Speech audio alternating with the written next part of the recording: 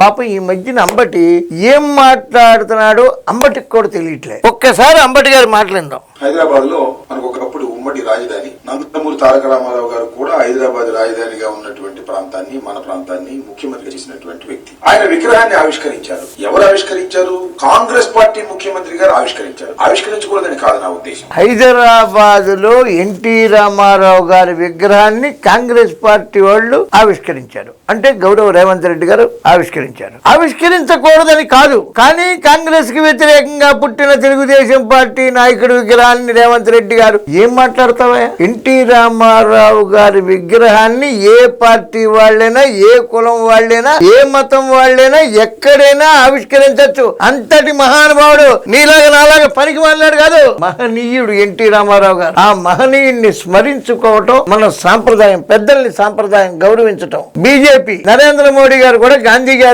నమస్కరిస్తారు. ఆయన కాంగ్రెస్ కదా అనుకుంటే, ఇందిరమ్మ కాంగ్రెస్ కదా అనుకుంటే కాదు, పెద్దల్ని గౌరవించుకోవటం సాంప్రదాయం. అది నీకేం తెలుసా సాంప్రదాయం గురించి? బీజేపీ అధికారంలో ఉండగా పివి నరసింహారావు గారు సలహాలు తీసుకునేవారు. కాంగ్రెస్ అధికారంలో ఉండగా, బీజేపీ అధికారంలో ఉండగా జైపాల్ రెడ్డి గారికి ఉత్తమ పార్లమెంటేరియన్ అవార్డు ఇచ్చారు. అవన్నీ నీకు తెలియదు కదా, చరిత్ర తెలీదు. నువ్వు చదువుకోవు, ఒకటి తినవు, అమ్మ పెట్టదు, అడుక్కోనివ్వదు అనే టైపులు ఇది. నువ్వు తెలుసుకో, చరిత్ర తెలుసుకో. పెద్దల్ని గౌరవించడం సాంప్రదాయం.